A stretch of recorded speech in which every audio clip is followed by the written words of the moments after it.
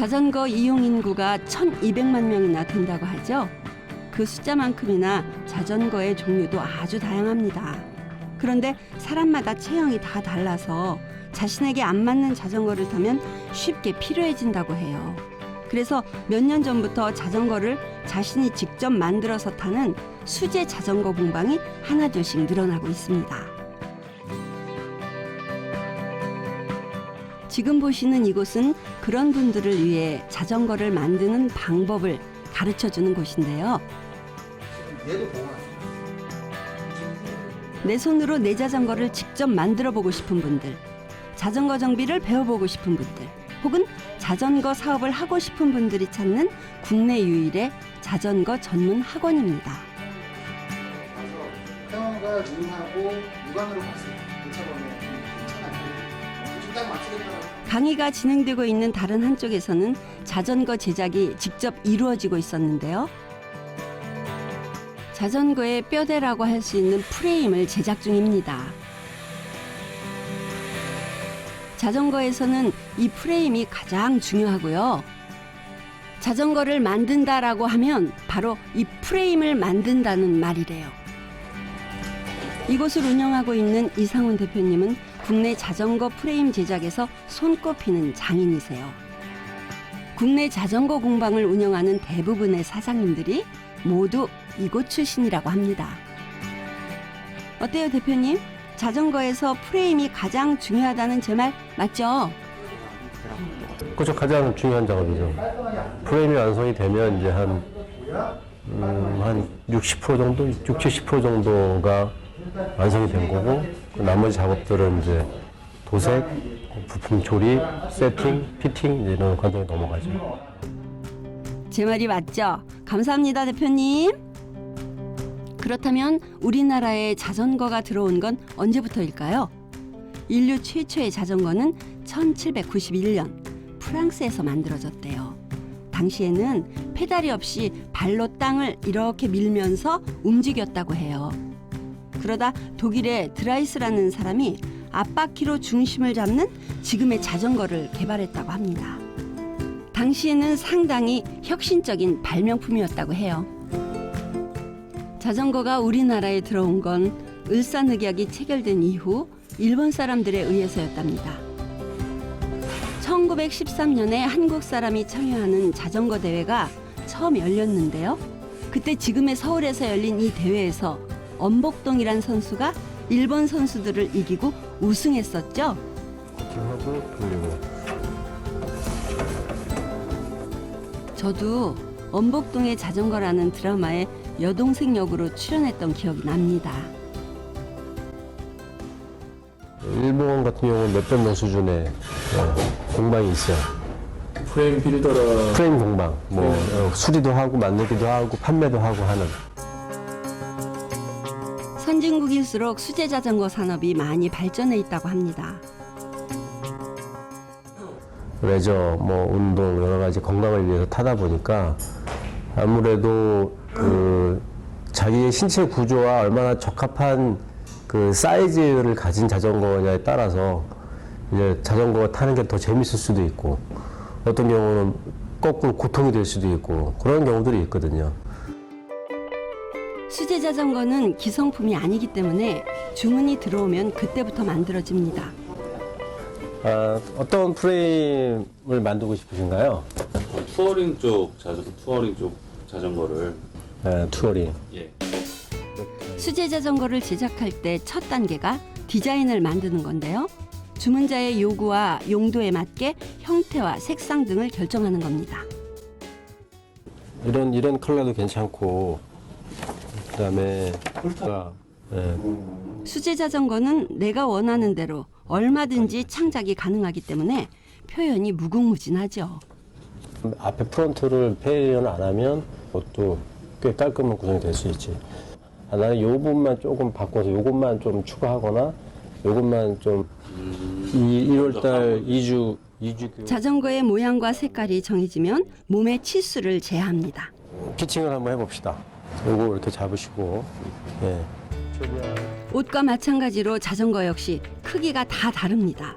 양복을 재단하듯 내 몸에 꼭 맞는 자전거를 만들기 위한 시작 단계죠.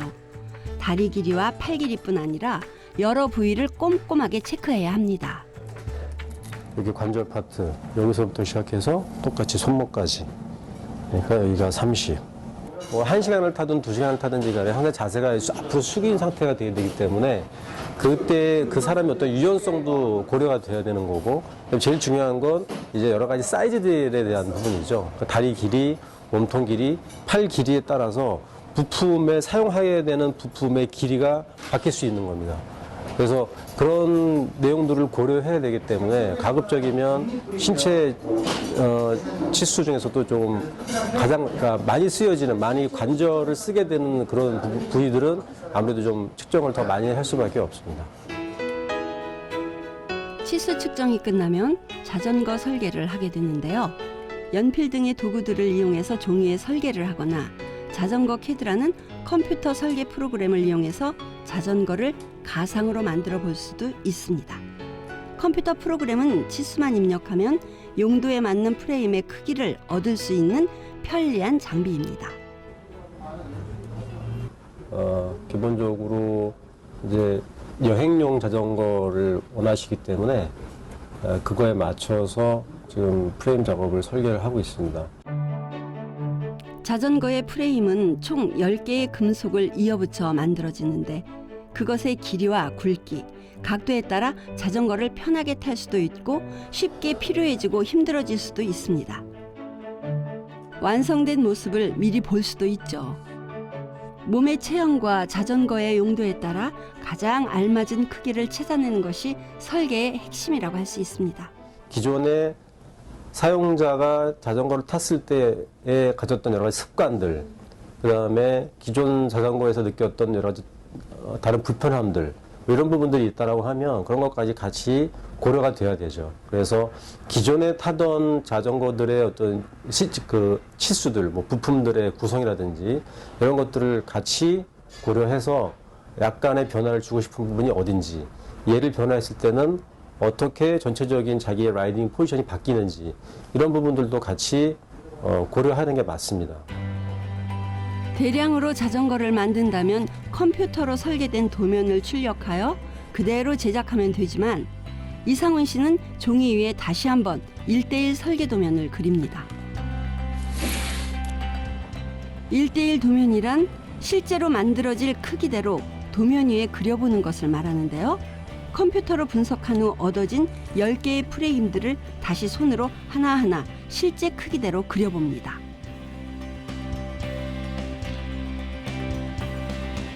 시간이 걸린다는 단점이 있지만 준비된 순서에 맞춰 재료의 각 수치를 손으로 직접 그려나가기 때문에 매우 정확하고 신뢰도가 높다는 장점이 있죠.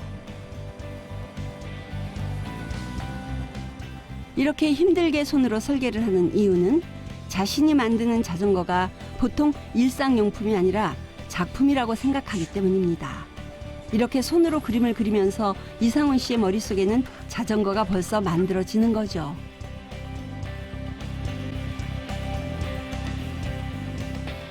지금 하는 작업은 실제 이제 프레임을 만들면서 튜빙을 절단하고 각도를 만들어야 되기 때문에 그 실제 결과물들을 가지고 중간중간 체크하는 과정들이 있어요. 그래서 그 체크를 하기 위해서는 1:1 도면이 또 필요합니다. 자, 이렇게 설계 작업이 끝났습니다. 이제 자전거를 한번 만들어 볼까요?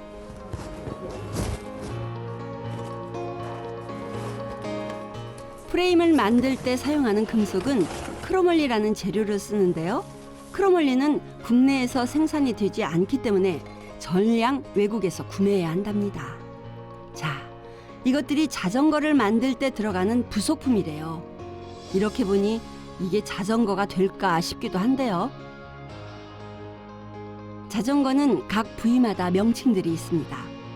그리고 완성된 자전거의 쓰임새에 따라 저 구성품들의 길이와 각도가 모두 달라져야 한다네요.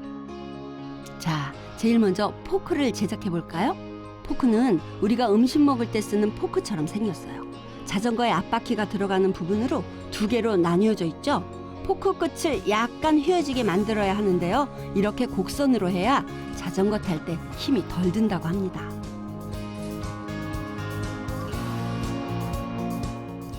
자, 이젠 사포와 줄을 이용해 표면을 갈고 다듬는 작업입니다.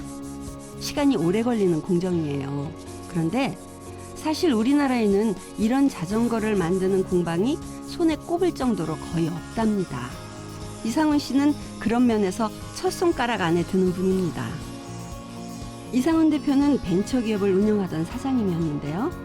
30대 중반에 크게 실패를 하고 절망을 할 때 자전거를 타면서 기분을 달랬다고 해요. 그러다 자전거를 타는 사람들이 너무 많은 것을 보고는 아, 이게 사업이 되겠구나 라는 생각을 했다고 합니다. 그 타는 순간만큼은 제 현실을 약간 잊을 수도 있는 그런 하나의 도피처였기 때문에 그런 게 충분히 저한테 그 역할을 다 해주고 나서 자전거 자체로 그러면 자전거 관련돼서 뭔가 해볼 수도 있지 않을까라는 생각을 하게 된 거죠. 그리고는 35세 나이에 미국의 수제자전거 교육기관으로 훌쩍 유학을 떠났습니다. 대단하죠.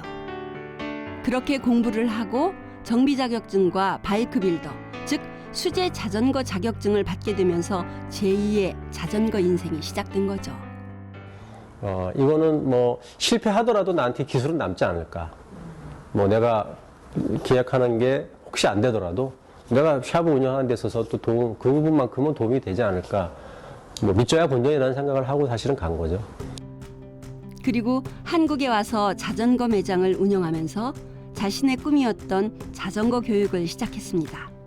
10년 전 자전거를 배우고 싶었지만 한국에는 배울 곳이 없어서 미국으로 떠나야만 했던 자신을 생각한 거죠. 자신과 같이 자전거에 관심을 가진 사람들이 쉽게 전문 지식을 접할 수 있는 기회를 주고 싶어서였답니다.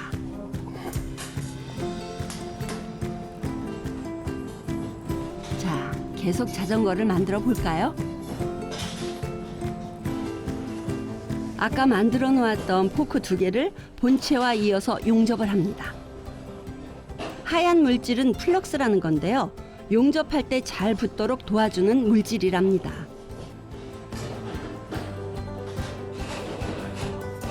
자, 이게 자전거의 앞부분, 앞바퀴가 들어가는 완성된 포크입니다.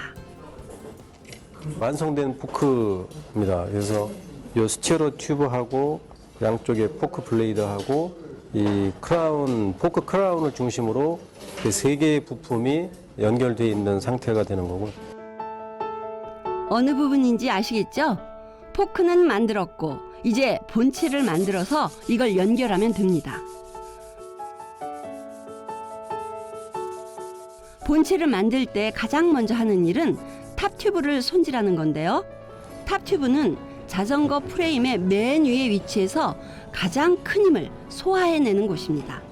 원재료는 이렇게 길게 나오기 때문에 설계에서 나온 사용자의 치수에 맞게 정확히 재단을 해야 합니다. 모든 것이 정교한 작업이라 기계로 할 수가 없습니다. 모두 손으로 해야 하니 그만큼 시간이 많이 걸리고 힘든 작업이죠.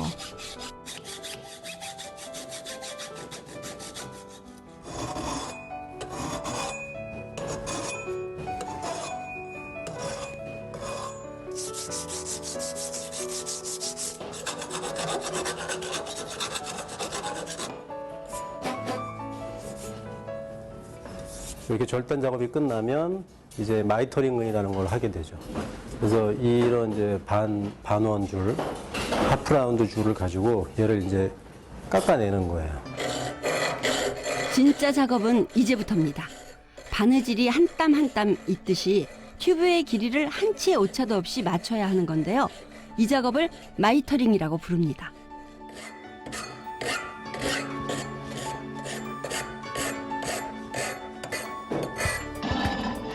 빈틈 하나 없이 맞닿게 해야 하는 작업인데요.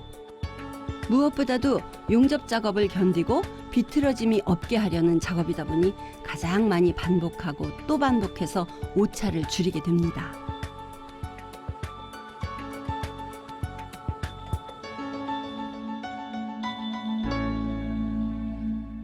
95% 정도 마이터링이 지금 맞아져 가고 있습니다. 그러니까 마이터링이 계속 맞춰져 가는 거죠. 하나의 과정을 통해서 한 번에 딱 끝나는 게 아니라 조금씩 계속 맞추고 깎고 조정하고 세팅하는 작업을 통해서 최종적으로 이제 완성이 될 때까지 작업을 하게 됩니다. 작은 오차가 있어도 처음부터 작업을 다시 해야 하는 작업. 설계도면에 맞출 때면 긴장을 늦출 수 없는데요. 이 수치에 굉장히 민감할 수밖에 없죠. 작업이 어떻게 되었을까요? 보는 저도 긴장이 되네요. 자전거를 만드는 작업 중에 프레임을 만드는 것이 중요하다 보니 이것만 전문적으로 만드는 직업이 생겼다는데요. 외국에서는 꽤 인기 있는 직업이라고 합니다. 나도 한번 도전해 볼까요?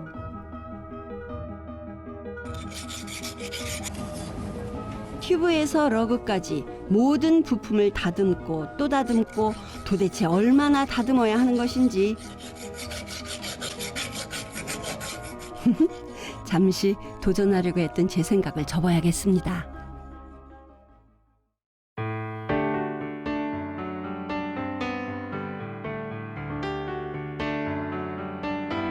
이곳은 또 어디일까요? 아니, 이상훈 대표님은 왜 오셨어요?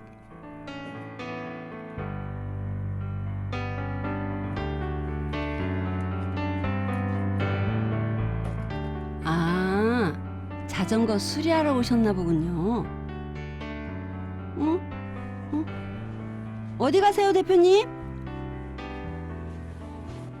26인치, 27.5, 700C 세 가지거든. 사이즈별로 각각 몇 개 수정 남았는지 체크해보고. 물건을 사러 오신 모습이 아닌데요. 여기는 미군 부대 안에 있는 제가 운영하고 있는 매장입니다. 매장도 운영하시는 거예요? 네. 지금 주로 이제 미군들 대상으로 하는 자전거 판매, 정비 이런 것들을 하고 있습니다. 와, 이 넓은 매장을 운영하시는 사장님이셨군요. 외국인 고객을 상대로 자전거 판매와 수리까지 모두 직접 챙기는 이상훈 대표님. 이렇게 체인이 말려 들어가면서 드레일러가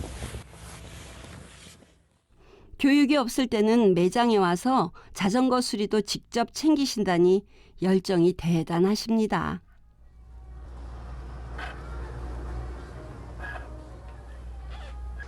자전거를 하지 않았다라고 하면 뭔가 했을 거고, 그렇지만 제가 지금 자전거를 하면서 느끼고 있는 여러 가지 만족 또는 이걸 통해서 얻는 제가 또 다른 것들을 꿈꾸게 되고 하는 것들만큼은 못할 것 같다 생각이 들어요.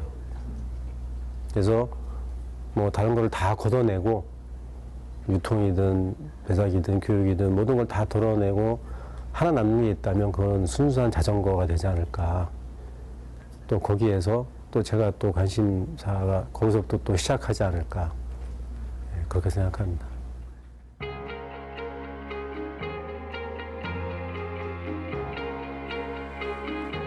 자전거 한 대를 완성시키는 시간이 짧게는 몇 주에서 길게는 몇 달까지인데요. 고객이 원하는 시간 안에 맞추기 위해서는 빈틈없이 움직여야 합니다. 이제 마지막 용접 작업만 남았는데요. 최종적으로 용접이 모든 부분에서 다 끝나기 전까지는 계속 긴장을 해야죠. 불을 다루는 작업이다 보니까. 이제 자전거의 형태를 볼 수가 있을까요? 프레임을 세우고 앞 포크를 끼운 다음 뒷바퀴를 끼고 앞바퀴까지 끼우면 짠! 이제야 자전거처럼 보이는데요. 저도 얼마나 이 시간을 기다렸는지 모르겠어요. 앞으로 이제 이 상태에서 여러 가지 이제 핸들바, 뭐 안장, 크랭크, 구동계, 실제로 자전거를 탈 수 있는 상태의 부품들을 조합을 해야 되고, 그 전에 이제 그 도색 작업을 해야죠. 그래서 여기에 이제 또 고객이 원하는 컬러를 입히고 또 여러 가지 뭐 무늬라든지 이런 걸 넣을 수 있으면 그런 원하는 것들이 있으면 그 부분도 커스텀이 가능합니다. 그래서 그 작업이 끝난 후에 최종적으로 이제 부품들을 조합을 해서 실제 라이딩을 가능하게 해야죠. 새로운 인생을 위해 오늘도 이상훈 대표는 자전거를 만듭니다.